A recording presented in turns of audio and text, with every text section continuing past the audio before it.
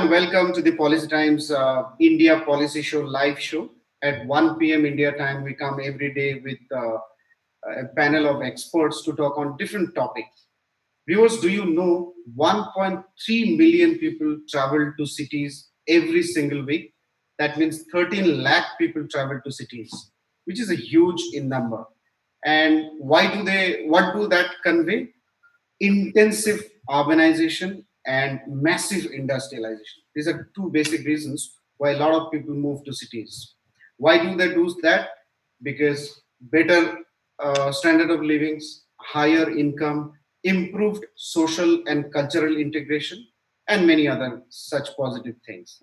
But do you also know that this put enough amount of pressure, and it also brings some negative side of it? So congestion, if you see urban cities are full of people, a lot of congestion, higher energy consumption. If you see cities, they consume more energy than the rural population of any country, any society. Water crisis is another major side effect of this. But the most dangerous out of them all is the spread of infectious disease. COVID-19 is an example of the same. That's why the very essence of smart city planning comes into play. Because if we don't plan our cities nicely, if we don't plan for green and sustainable cities, as more and more people travel to cities, this is going to put not only a tremendous pressure to the countries and become unsustainable, but also become extremely unhealthy for living and dangerous for future generations to come.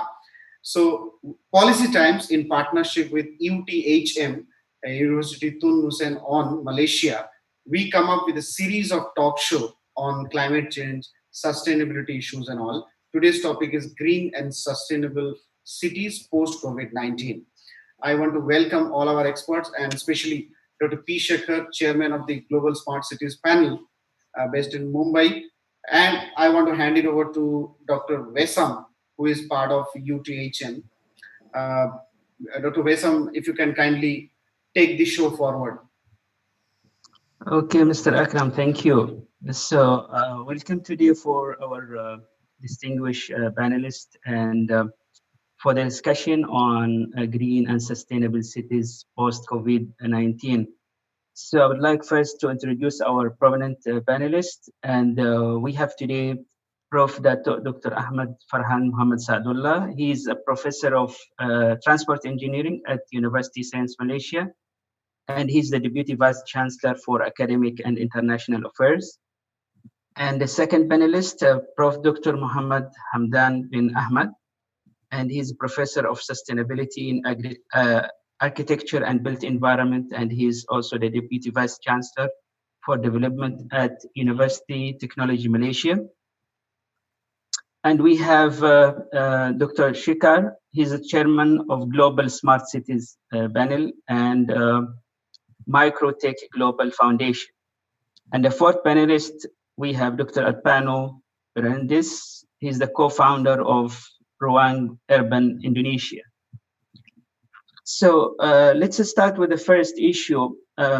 We've been witness and read a lot of reports on environmental changes, positive environmental changes during the lockdown due to the COVID-19. So the first issue we want to discuss here, do you think that we can sustain this positive environmental change post-COVID-19? So let's start with Dato Ahmad Farhan. Okay, thank you, Dr. Wesam, my colleagues. Assalamualaikum warahmatullah. Greetings to all the listeners to this wonderful show.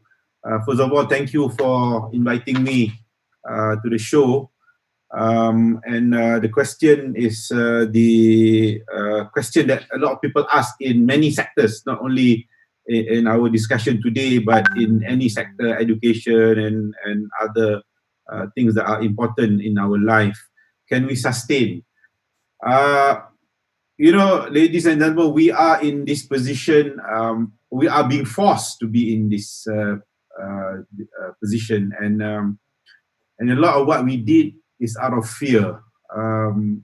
But amazingly, when we are in such situation, we do see that people tend to follow orders, be very disciplined, and less selfish. And as a result,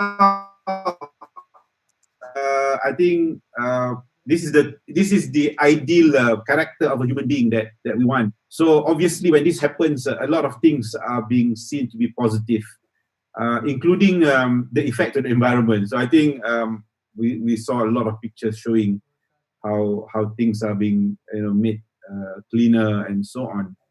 But I think now, for example, in Malaysia, many government or in many other city or countries, we have begin to relax a bit our control over movement and so on. Then unfortunately, the true colors start to resurface, and I think this is where the challenge. But I think when people starts to go back to their old self, we perhaps will see back the problems of the past. So this is why we keep talking about the new normal.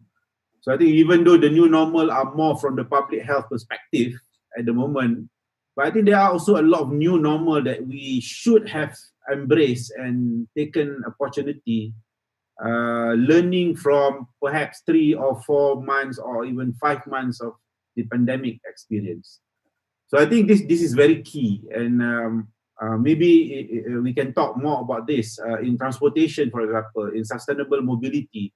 What are the things that have happened? For example, many of us were in a lockdown situation, so we actually did not need to move. In fact, we are still saying that stay at home, minimize your need to travel. That is very key, I think, to the sustainability future of cities and to the humanity.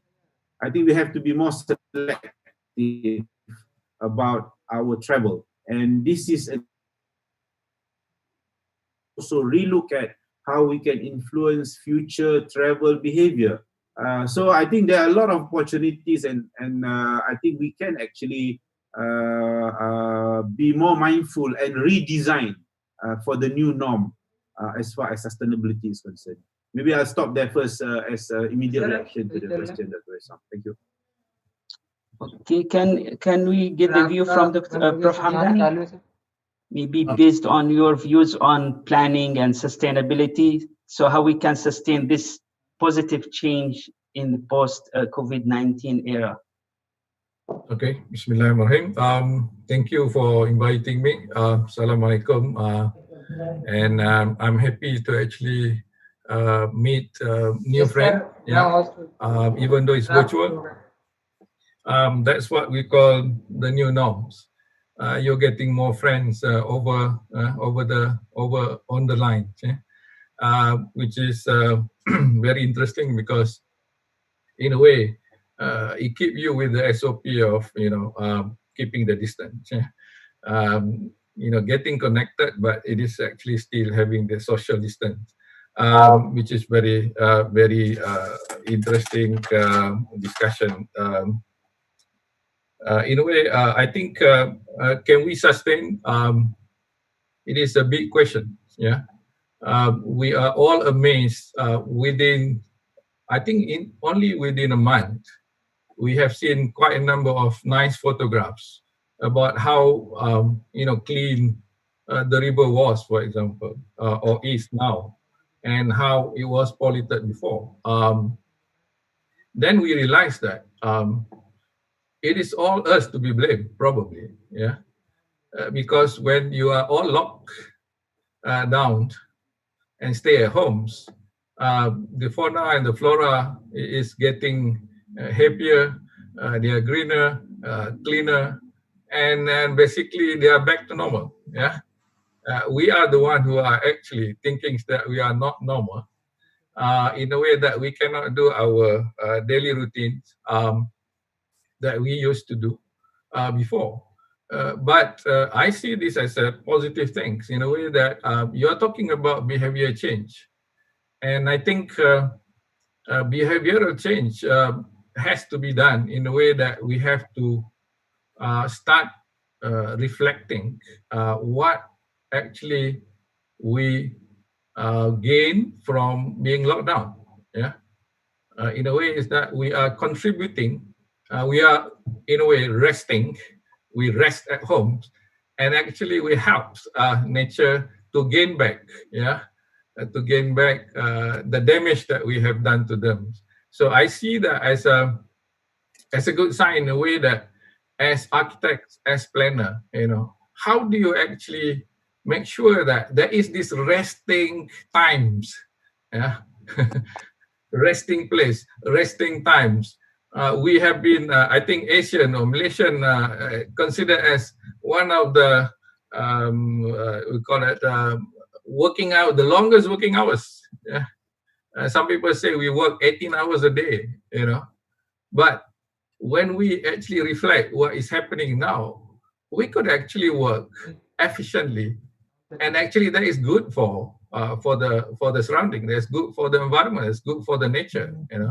So it just need a kind of a shift from our normal routine to see that if we can become more efficient in the way we do things daily, we could have improved the environment.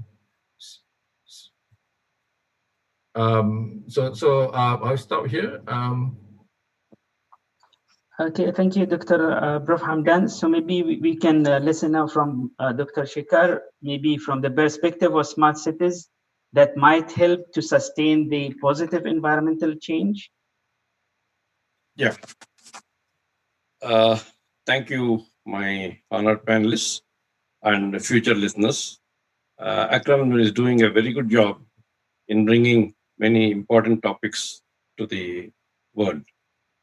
Now, talking of the world, let us understand few points. Humans are a most insignificant parameters in this world. We don't even constitute 1 to 2% in terms of the area we occupy, our influence areas, and so on and so forth. But because we are with intelligence, we are able to spoil the remaining 99% also.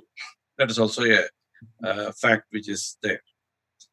If some outer space person, any entity comes to this globe, they may not even find human beings. They may see that, okay, there's nothing there.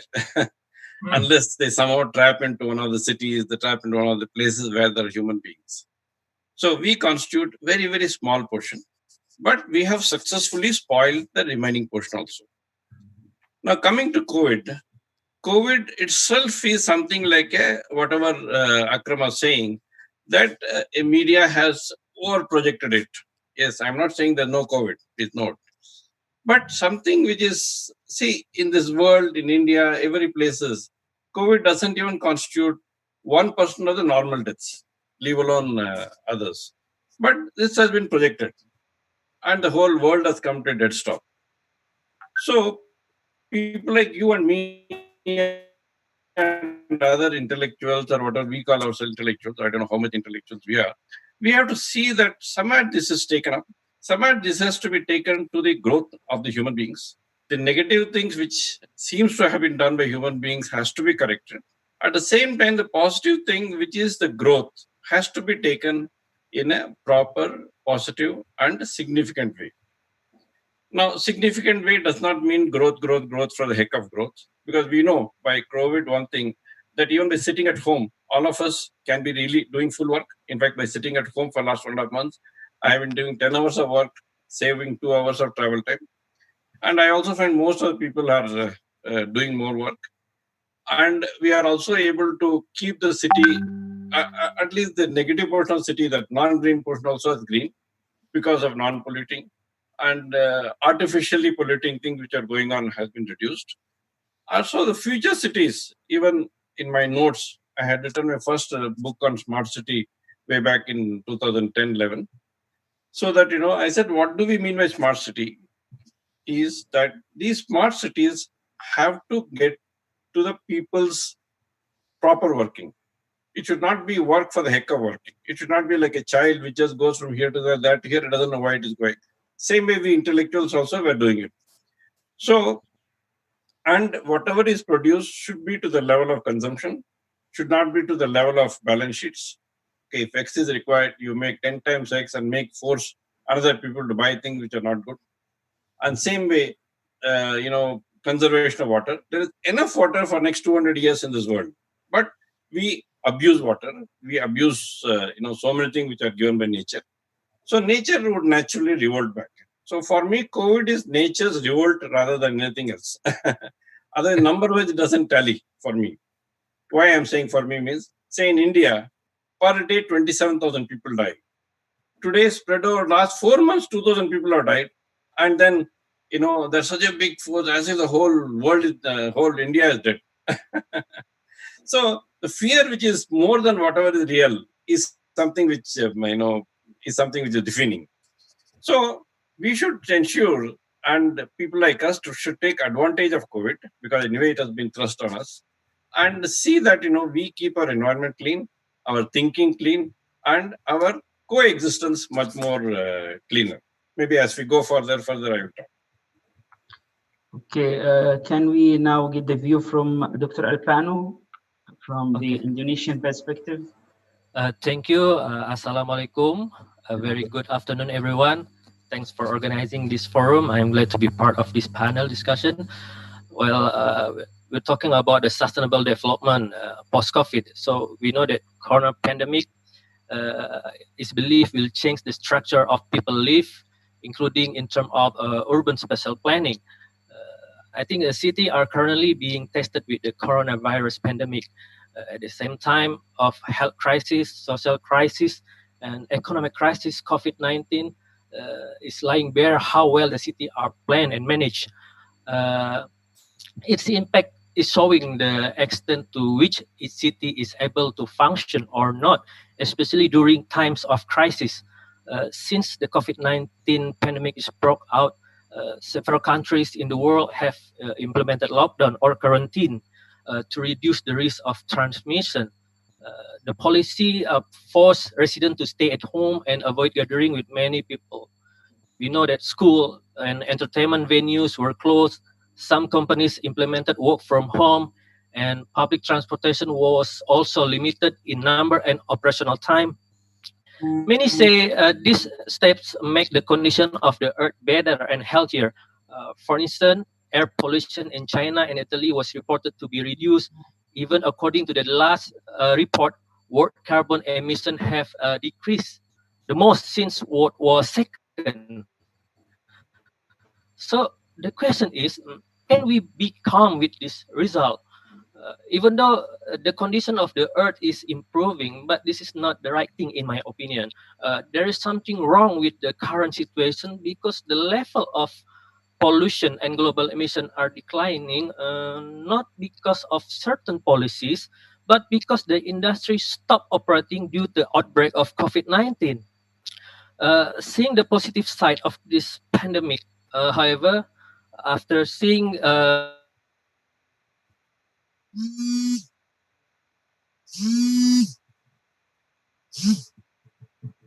think there is a internet connection issue with Dr. Alpano. Hello? Yeah. Okay, I'm back. Yeah. Oh, sorry, lost. Seeing the positive side of this pandemic. Sorry, hello? Yeah. So Okay. Go on. May I Okay. request other speakers to kindly put yourself in mute so that there is no network issue or noise in between. Yeah. Okay. Dr. Alpano, you can go. Okay, seeing the positive side of this pandemic. However, after seeing its impact widely, this actually make us worry. Many people lost their life, and our economy was greatly affected. Day by day, the number of positive cases and death from COVID-19 is increasing. In Indonesia itself, the number of positive cases and the death also continues to increase, although the number of patients who recover is also quite significant. Based on the data as of 13th of May from the Indonesian Task Force for Acceleration and Handling COVID-19, the number of positive corona in Indonesia reached 14,488 people. So this number increased by 689, while the number of deaths reached 1,028 people. But the recovering is around 3,000 287. The challenge is how should the government and all parties participate in handling COVID-19 so the effective results are obtained. So far, the government of Indonesia has issued a PSBB policy. We call it pembatasan sosial berskala besar, means a large-scale social restriction policy as the main approach to ensure social distancing runs in the community. So, in accordance with the provision, the implementation of the PSBB runs for 14 days and can be extended. So the government in Indonesia prefer to implement this PSBB policy rather than regional quarantine because every country has different character, different in the level of welfare, education, discipline, geographical situation, as well as fiscal capabilities are also different. So PSBB implementation has been running in number of provinces or city Indonesia. Among them are Jakarta, West Sumatra, and West Java. But the good things about this implementation in terms of environment, during the implementation of PSBB, air pollution in Jakarta dropped significantly. Even pollutant fell to its lowest level in the last 3 years. So, for instance, like previously, Jakarta was indeed a busy city. If you look at the data from the Statistic Board of Indonesia in October 2018, it mentioned that the million of motor vehicle crossed in Jakarta, the most were motorbike around 13.3 million, followed by car around 3.5 million. So this implementation of work from home and PSBB have reduced average concentration of carbon dioxide, CO2 in Jakarta by around 47 parts per million ppm, down 9.8% compared to 2019. So the average CO2 in 2017 to 2019 in March, April was generally in the concentration range around 470 to 500 ppm. In the same period in March, April this year, it could go down to around 420 ppm in Jakarta. So the COVID-19 gave short-term benefit for climate improvement along with the restriction on energy use, or even long-term benefit if economic stimulus is linked to climate goals, or if people are accustomed to using telecommunication IT like we are doing now, and thus using less oil in the future. However, the government of Indonesia request, I believe we can we can maintain more better environment. So the changing the paradigm of economic development, I think, is no longer a matter of large-scale infrastructure development, such as toll roads and the new capital development planning like we are doing now to move capital to Kalimantan.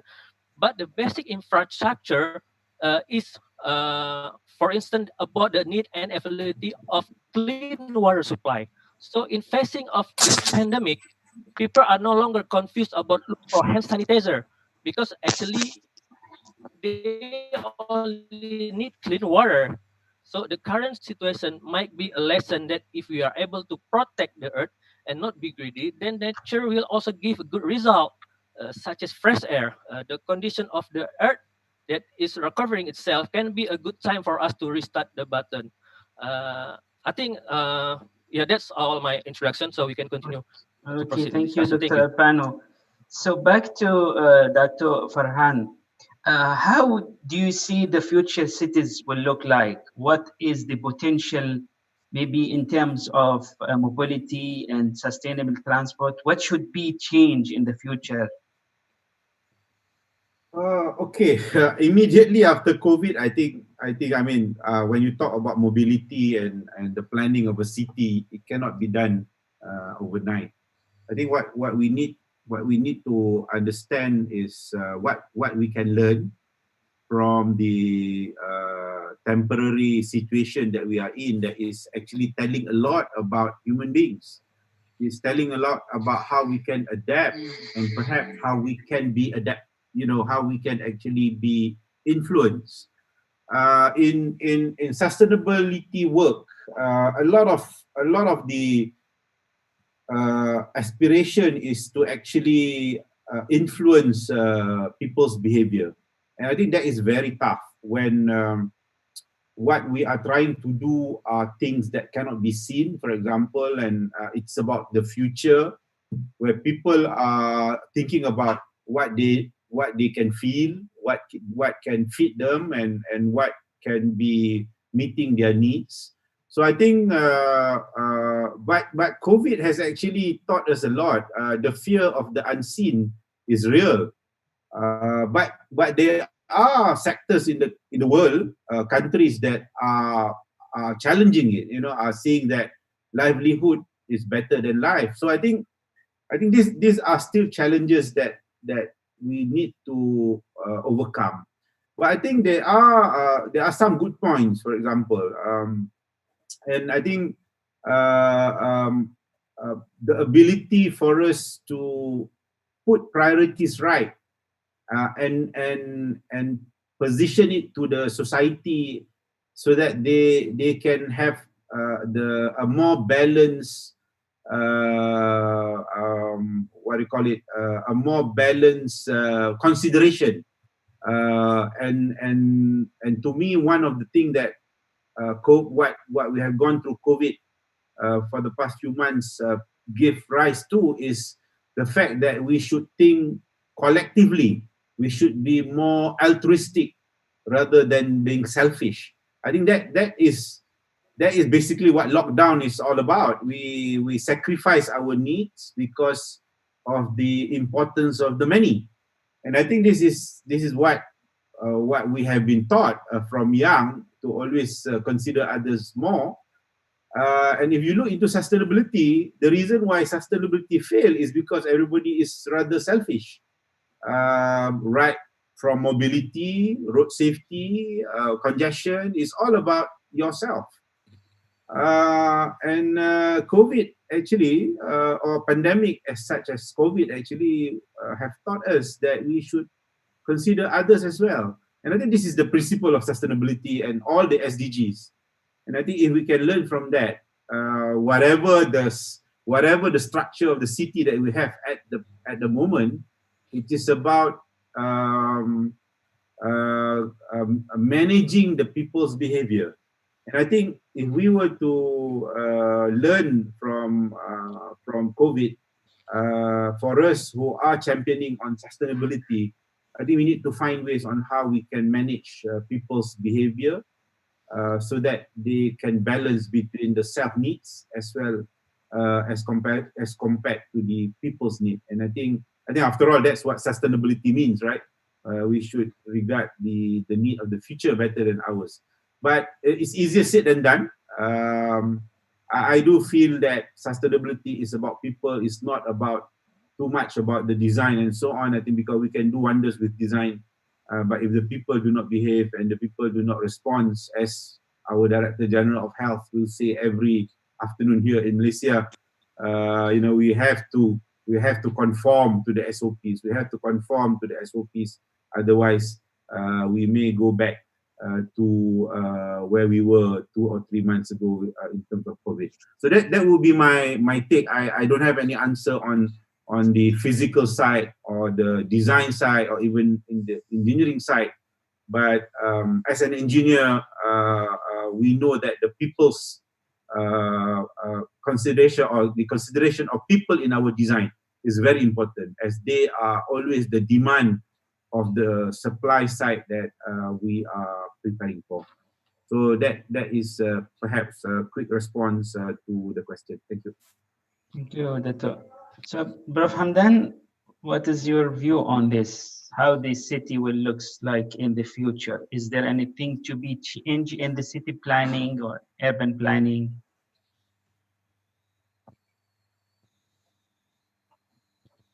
I think, Prof, you need to unmute yourself.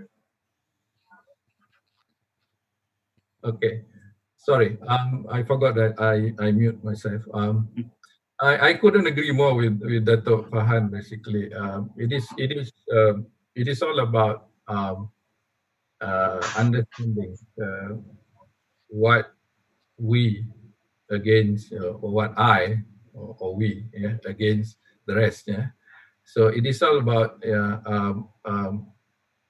we are looking after not just ourselves, but also about others. Now, how do you translate that to city planning? How do you translate that to, say, housing development, so even designing building? So one thing for sure is that we are talking about behavioral scenarios that we need to translate into so-called physical forms. Yeah, and these physical forms can be actually planned and designed in such way that it will make people behave. Right. So currently, during this COVID-19 lockdowns, our behavior is basically forced by the government by saying staying homes, you are safe. So that's it. I mean, you are not moving out from your compounds in a way because it is regulated as such. If not, you will get compounds or you get certain fines. So you behave in a way that being forced to stay home, right? Now, as a planner, as an architect, how do you actually learn from that and actually make people behave? And they are just normal people. So they are probably, I have no answer, actually a foolproof answer, but I think when we learn through our undergraduate studies, master's programs, even PhD, there are ways to make people behave. But how do you want them to behave? That's the question. And what is the ultimate rewards? And I think, and then who is the real client?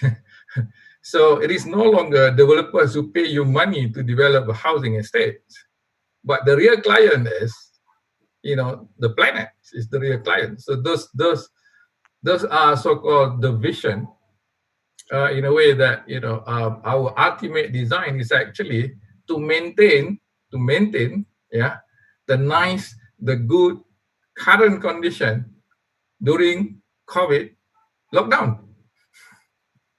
Okay, no doubt that we have existing building, we have existing cities, so we cannot do away with the cities, right? So we also have to plan for new cities, like Brother Sekhar says, growth has to be taken care in a way that it will happen anyway. Migration of people from village or town to cities and metropolitan will happen anyway, because like Akram was saying, it is where they can find jobs, and then they can actually make their living. So how do we take this good thing, these positive aspects of being locked down, and translate into so-called city planning and physical model in a way to actually find the answer to sustaining the good life of our fauna and flora during the lockdown. So I can live with that question first, and probably Prof. Sekhar can actually provide a better answer, or maybe we can actually discuss further. But I see that as a challenge to me as architects. How do I address this? Trying to curb certain negative behavior that will have damaging effects to the surrounding, to the environment, through city planning or through designing building. And of course, there are a lot of answers. We have to test, we have to experiment with these theories. But at the end of the day, it is all about trying to change people's behavior in going through the cities or even using our building. So we have to do that because I believe that when we design city, when we design building, we always say to ourselves that we are thinking about people who are actually moving through the city, who are actually using our building. But whether we are really doing that is the big question mark. Whether we have answered that in a way that what we have been doing before actually is not helping the environment. Yeah, staying home, not going anywhere. Maybe Dr. Farhan would say, only using, say, public transport, probably one of the answer, to actually regulate people behavior to basically use public transport more often than, say, private vehicles. Yeah, so that's one way we can regulate that. But at the same time, when we do the city planning, of course, we have to respect that we can deal with individual, but when you have bigger population, when you have city populations, they are no longer individual. They are group of people who have different needs and different perceptions about life, yeah, and living. Okay, so I stop there. Yeah, thank you, Prof. So, Dr. Sekhar, do you see more involvement for smart cities to support the idea of green cities and sustainable cities, where now we see like more involvement of the digital platforms for the digital economy and the digital education? Yeah. See, this smart city planning needs to be seen from a multifarious angles. Now, one of the core angle is the funds required. I'll come to various angles. Fund I'm talking because fund is a core for whatever smart cities can do. Because today's world, there's a huge expectations from technology, from people of prominence, from the way things are. There was a time, a distance of 100 kilometers in any of our places, if it is traveled in maybe 4 hours, people would say, oh, extremely good. Today, instead of 1.5 hours, if you take 1 hour and 32 minutes, it looks like the whole world has come down. There are places where, I'm in Bombay, Pune, both places people may have heard, prominent places, 120 kilometers away. There are times, about 15, 20 years back, between Bombay and Pune, on any day, there will be about 50 to 100 deaths. Today, in every week, there may be a minor accident in which somebody's leg is scratched. And that becomes such a big public issue. And people feel that whole road system is bad. It becomes so embarrassing for us who have seen days when there are 200 deaths. And today a scratch in somebody becomes. But we have to appreciate it.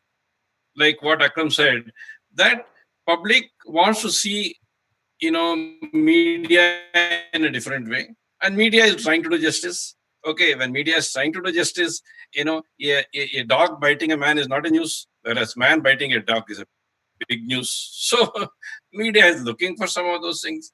And those things has to be taken by us in our plan. Okay. Now comes when I said about funding, I have a doctrine called Doctrine of Secured Governance. Okay. I'll spend about 3 minutes, 5 minutes on this, because this is good for all of you to know what it is. This is for self-sustained. Am I there? Yes, the screen yes. has changed. Yeah, we are able to hear. Okay. We are hearing you. So this is called Doctrine of Secured Governance, in which I am talking of not sustained growth, I am talking of self-sustained growth. Self-sustained means the money has to come from the system. In secured governance, what we are trying to do is, we are trying to say that when there is development, there is a huge valuation going around development. Once a road is conceived, the moment road is even planned, the values around the road goes up. The moment the construction starts, it goes to multiple levels. The moment the road is completed, it becomes more than 100 times or even much, much more on the value. Now, the road maker and all those people are not able to capture any portion of this value. So, road maker throughout the world is somebody who is just looking for his next day's living today. So, what we are doing in secured governance is that how can you do capture? One is value capture by selling the place. One is value capture by valuation. So, in secured governance, we are saying that there has to be self-sustained growth. In self-sustained growth, take advantage of value valuation created by technology, created by infrastructure growth, created by, all the things which we will talk in few minutes time. And then we are saying that a lot of hidden potential for each place. Some place is good for tourism, some place is good for agriculture, some place is good for metallurgy, some place is good for transportation, some place is good for so many, education, so many. So create various hubs around these areas. And now these hubs has to have the prominent sector as a main sector, and all other sectors should come around it so that the valuation is complete. Otherwise, we don't get the advantage of valuation. Once you do this, you have 100% success of the place. We have already done it on one of the world's largest project, which is called Bombay-Nagpur Super Expressway, where 25 smart cities are being built around this particular doctrine. Now, once this doctrine is implied into the system, of course, it should not be misused. Again, what I said in the first talk, that we as humans use very, very, very, very tiny place of the world. Only we think it is just like an ant sitting in our room, thinking that the ant is controlling me. Same way, we think we are controlling the world. But unfortunately, because of our intellectual power, we can disturb the world. We are not able to, at least do justice. We do a lot of injustice, which we have to correct it. But we are insignificant parameter. That is one thing which people, we all have to know. So inside the insignificant parameter, we have to triply ensure that we are able to do justice for the humans, because human beings are growing at a tremendous pace. Okay, every year, in India, we almost have one Australia stroke Canada every year. We almost have 20 million extra Indians coming to India. So on the world level, it is in billions. So we as humans, we cannot say tomorrow that, okay, do not have any birth because our longevity has gone up. Let us see the advantage of technology. There was a time when average age of any human beings were in the range of 20, 30, 35. Today, it is 80 and growing up. That means people are just not dying, which we have to thank technology for it. And when we are not dying, at the same time, we cannot say that we cannot reproduce. So almost everybody is seeing the grandchildren, and many are seeing the great-grandchildren, which means we have to provide for whatever good or sin which we have done in terms of so much of growth. So if so much of growth has to be taken care, that is where smart city comes in picture. Now, any city going above 1 to 2 million people starts congesting. So in my philosophy of smart city, I am saying no smart city should be more than 2 million people. Unfortunately, in India itself, I have more than 10 places which are more than 2 million. Some of them like Bombay, Delhi and all are in 20 million plus. Okay. So these places have really crashed. The same Delhi would be the world's best city around 8 to 9 million. And it has become the most congested city by 20 million people. So in this concept of secured governance, we are saying we should build a huge number of satellite cities. For these satellite cities, when secured governance is put in place, then the funds come from the system. Otherwise, for everything, if you look at government, every government is bankrupt. If you see the balance sheet of any of the government, they are all in debts. Because from where they were bought. In fact, once it was a challenge to me to find if your government is in debt, where is the money? The money is coming from the people. Most of the debt is from the people. They have taken money from the people for various heads. So basically, it is not that somebody is very rich and they have given to all the governments. It's not like that. Almost most of the government, except maybe China, most of them are in debt. So that portion has to come from the people. Now, when the people are going to fund, now in secure governance, what we are trying to say is, even the extra land which is there, that you give it back to the people. So the debt can go away. So if I have deposited X amount, in the X amount, there is something called wasteland.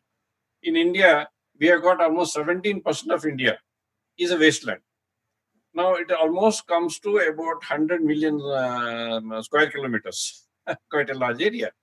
So that much area, a small portion, if it is given, people will be happy. Government need not tow in debts, and there will be self-sustained growth of the smart cities. The smart cities require another 1% of India's land. Same thing for any other country. And every other country can put another 0.5%, 1% of its land, mostly the wasteland, so that nobody is displaced. And this wasteland comes for development. And once this development is self-sustained, and in my secure governance, what I'm also trying to do is trying to make a 200-year plan. I'm not talking of 30 years and 20 years and all. Why 200 years? Because of the longitude of the people. Our people are living long, so no point in seeing circulation happening in a shorter time. And let us all work together so that the world becomes a better place to live in. Yeah, with that, maybe anything else I will talk a little later. Thank you, Dr. Sekhar. So now back to Dr. Alpano. So do you see any changes in the city planning in Indonesia post Yeah, COVID-19? continue what Prof. Anwar were talking about individual and group behavior. This is a good example for Indonesia actually. For instance, like the government of Indonesia, they want to what sorry, they want to request the implementation of PSBB, the large scale social restriction policy to be reviewed and must be evaluated, because the implementation of PSBB policy unfortunately was not as expected to break chain the spread of the coronavirus.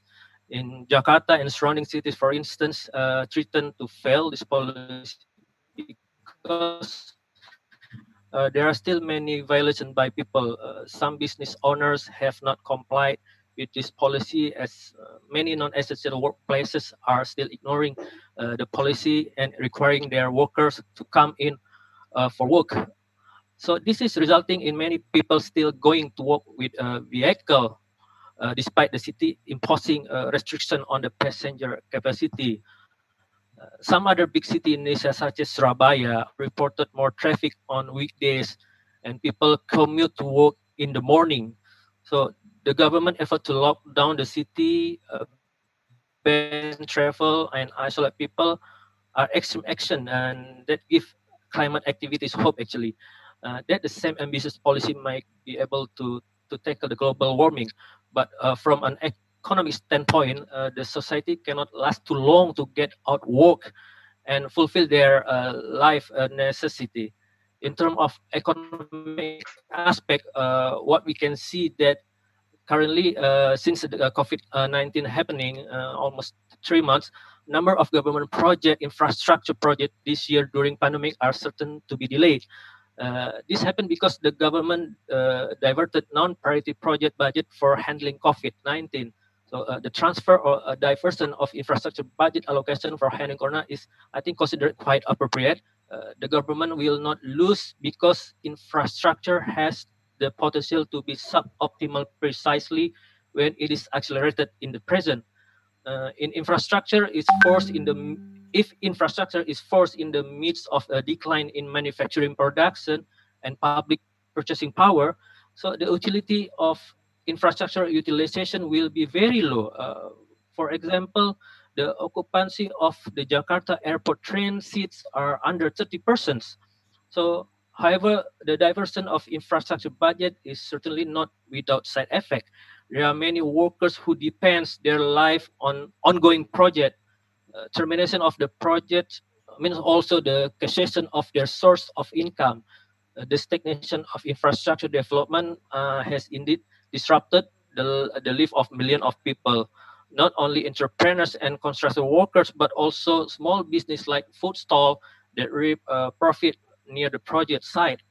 I consider the government must be flexible in supporting economic activities, and the state budget of APBN, Anggaran Pendapatan Belanja Negara, must be able to remain flexible in the sense of providing support to the economy and community activities. And regarding of what the strategy functional for the city approach in combined three pillars of strategy functional, I think the first pillar is a smart city, like Prof. Sekhar said, that in which digital in technology and innovation are the foundation of efficiency service delivery. And the second is an inclusive city in which community participation is set center of policy making and design a delivery of public service, and the prioritization of the budget and investment. And the third, I think, is a sustainable city itself, set on the course of to achieve carbon neutrality. For instance, like by 2040, while strengthening energy security and enhancing mobility and improving the quality of life. Yeah, I think that's all, Dr. Wesam. Okay, Dato, Farhan, so now what are the local and global challenges for sustainability? Just now we were talking about the behavior of peoples.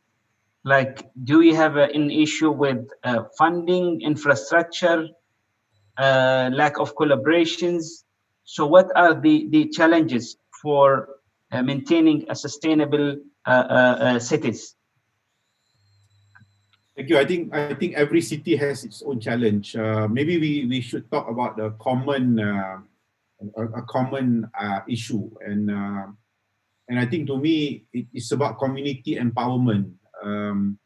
Again, learning from COVID, we are relying on community empowerment to ensure that we are able to meet all the immediate targets from the health perspective.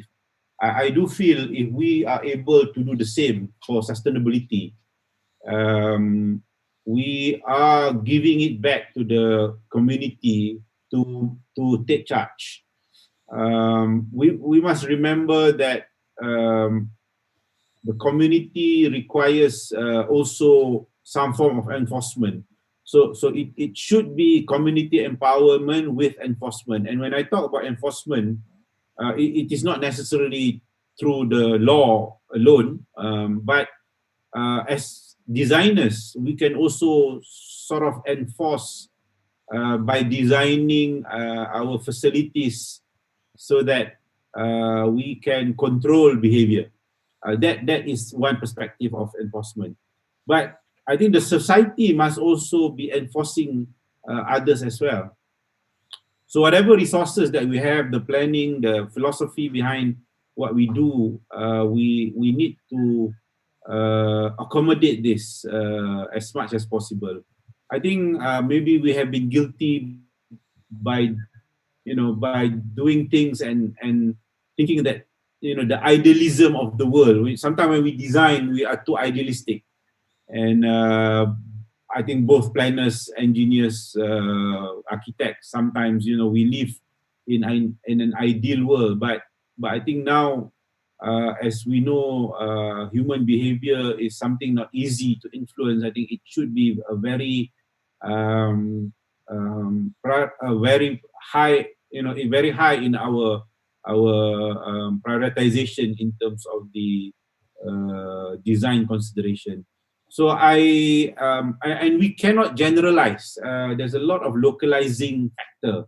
We must understand our people. We must understand our political situation. The political culture.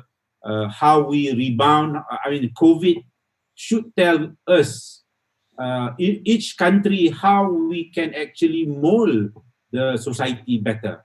Malaysia has its own success and failure, but the government should now know what actually matters to the society and capitalize it if we were to be successful in our quest for a better tomorrow. So I think that is something that needs to be done, and I think it's a new problem statement for us researchers. A very interesting time, and I think and also have undone a lot of assumptions and hypotheses of the past, or even theory of the past. So we need to rewrite them for the benefit of the future. So I think that's all from me. Thank you very much. Okay, so Prof. Hamdan, what's your take on this point? The local and global challenges to maintain, to promote sustainable cities. Okay. Thank you. I don't want to stick on the same things that we were discussing. I'm looking at only one agenda here. When we talk about current situations, lockdown during this pandemic, COVID-19, there are two things that we are actually the approach that we are using. One is social distancing, yeah, and number two is keeping hygiene, right?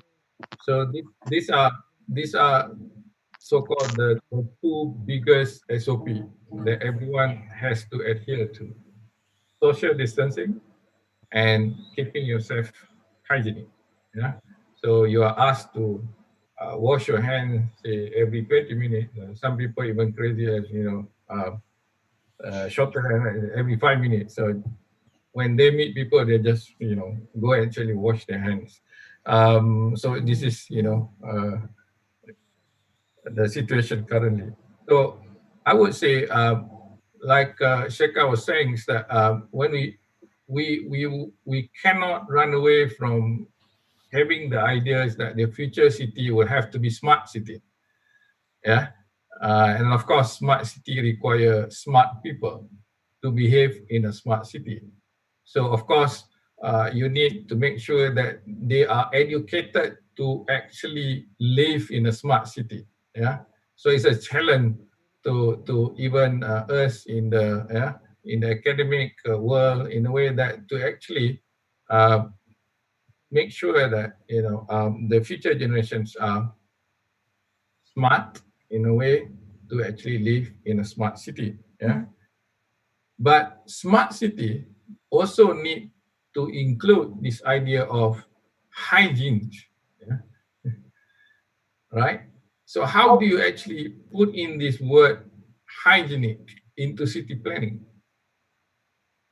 So we have to look at things that we shared, we call it public facilities, So how do we actually design these public facilities in the city so that it will not become what we are worried about today? We are doing this now in Malaysia. We are taking students from our campus to go back to their hometown. Yeah.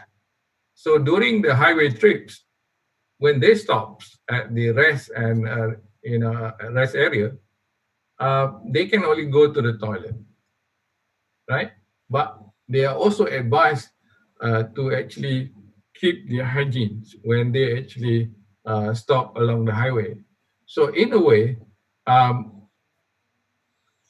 apart from social distancing, which we can actually plan as planners, as architects, because we can do that. In fact, we have been doing that. We can actually separate the zone, for example. We can actually designate different zones so that we can control numbers of people and how people actually behave in space. But at the same time, so we have to include another factor in a smart city, this idea of hygiene, But how do we do that is another question, So can you actually develop a public facilities where individuals are actually being used to organize space, And how do we use technology to do that? Yeah. For example, now you can't even handle or touch the handles of the door, right? So the door now has to scan your movement. So it's just, we have that already. But when I go back to my office yesterday, I saw this door handle and I said, should I touch this handle? So I called my staff, say, maybe next time, we can change the door so that, the door can scan people and actually open automatic for them to actually pass through. So this kind of thinking will have to be part of designing smart city post-COVID. Yeah. And when we do that, it is not only for the new cities. We also have to look at our existing cities. And I think the best thing is to look at the existing cities because it is already there and actually people are living in it, So what kind of adjustments that we have to do, in order to make sure that we can sustain the current behavior that I think good to actually manage the pandemic, but at the same time, it's also good for the environment. So how do we do that? And how do we do that with the existing cities that we have and moving forward to become smart cities? So it is interesting problem to look at. And maybe it's the easiest to test because if you test with the existing city, you can actually observe and at the same time do improvement and actually review and probably you can make it right. Of course, we can design new cities by modeling. But then when you model, you don't model behavior, and the people basically will believe as it is being modeled, right? So you can model, but that's another story. But actual people, uh, and we're talking about like this. We are talking about people. We're talking about man-made, means that in physical form that we created. We also have to deal with nature, and nature,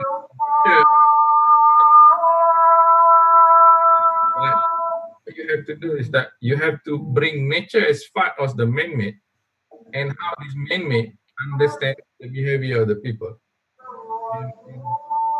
And people are talking about biophilic design, biophilic building, and maybe that's the way forward. Yeah.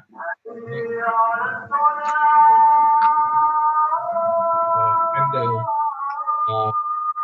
behavior is probably the most difficult task as a planner. Yeah. But as I said earlier, I would see that going to uh, concept of providing hygienic places is also important in planning a smart city. Yeah. Thank you. Thank you, Prof.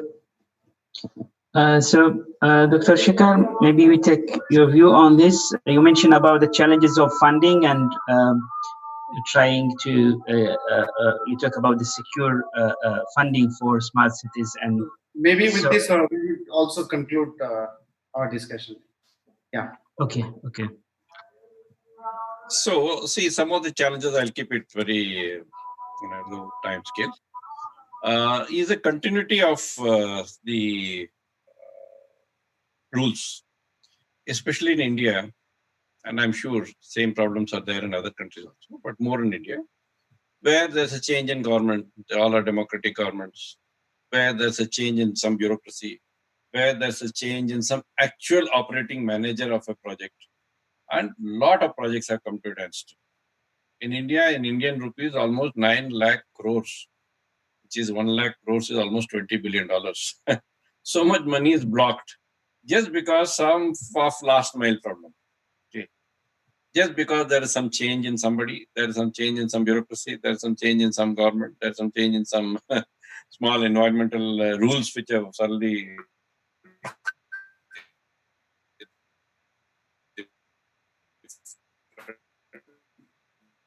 huge through the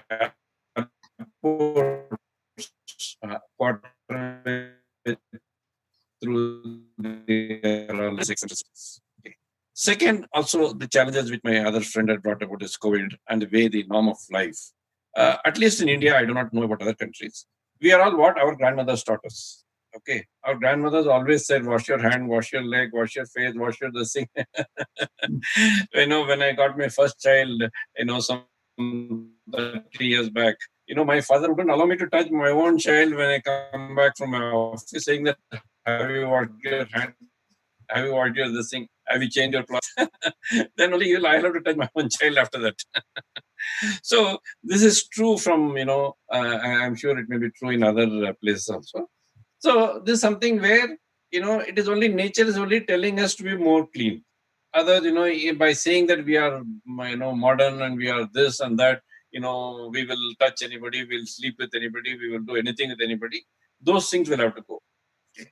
Let us do justice to ourselves as human beings, to all the relationship and to others' relationships. Okay. There are always, small aberration. That aberrations are probably going little more than necessary. So there's a bang on our head to correct it. So coming to conclude my whatever little I have to say is that, we have to go back to nature. in terms of its goods. Nature is not always good to us. The nature has got its own eccentricity. Even while talking here, I know how Indonesia was lashed by tsunami about 10 years back. How we are also the same. Even I know this virus itself is, even though it could have been made in lab, it has come through nature. Okay, nature also. So nature will keep on banging us, challenging us, and we as intellectual human beings have a continuous, we need not bow down heavily, and we need not go bang against it. We have to somewhere work with it, and somewhere go, find our own way. And again, whatever little I started my talk, we are an insignificant part of this world. That all of us should know. We are a dot in the ocean. Okay, and we think we are something so great. Within our scope, yes, we are. We should do justice. So plan well, ensure that we take advantage of our past, present, and make the future good. Let me not try to be over you, and you should not be over us. And that's why my next, I've written a lot of books. I've written about 80 books on these type of developments. My next book is on borderless countries. Since there are all people are from different countries, my concept is of borderless countries. That means now border itself becomes insignificant. Then imagine each one of our countries will save almost 60% of our budgets. No country is making less than 40% on defense, and people like India and all are putting more than 50% on defense. And by no means I'm saying defense should not be there. We need not spend so much heavily on defense, because defense people are doing a good job for all our countries. But we are spending too heavily just to see if some other country person. On the borderless country means I will be an Indian, you will be an Indonesian, you will be a Malaysian, but we need not spend so heavily to keep our borders so-called safe. So again, that will bring us more together. And with these type of video conferences today, almost every day, almost all of us have got so many such conferences, and we will bring each other together. Thank you. Thank you, Dr. Sekhar. Maybe just to take the concluding remarks from Dr. Alpano, final remarks. Thank you. Actually, I just read the news, the situation in UK. I think it is happening also in Indonesia. There is now a fierce debate between pro-health and pro-economy, where the health pro want the UK to remain locked down, and they reveal the data where death in the UK due to corona is still increasing, whereas those who are pro-economic consider that the lockdown is too long and it is time to restore the country economy.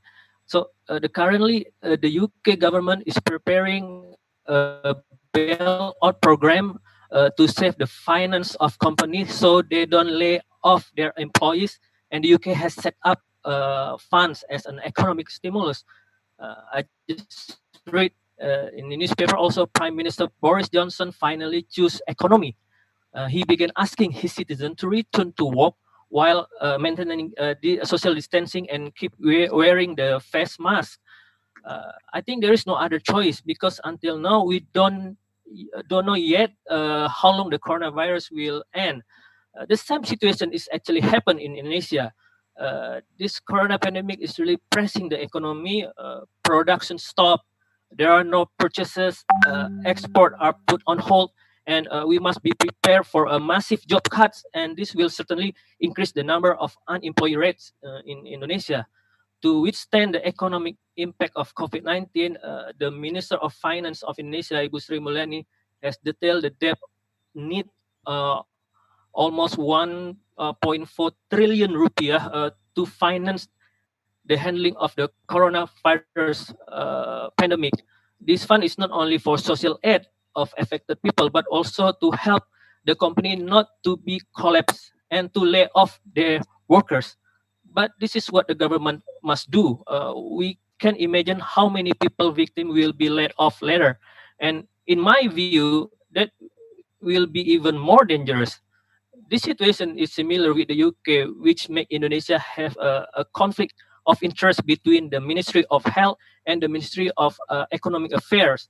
The Health Ministry did not want the PSBB policy will be loosened, fearing outbreaks, and will be more widespread, because based on their data, that the amount of corona positive continues to grow, although the number who recover is also increasing. However, differing view from the Ministry of Economy, they they must maintain how Indonesia economy will not collapse. Moreover, complaining that they can only last until June. The rest, maybe they will fly the white flag, surrender. Therefore, the economic ministry proposed the PSBB will be loosened and people return to work. The office must be reopened and business activities must return to normal, although supervision of COVID-19 will continue so that economy will be moving again.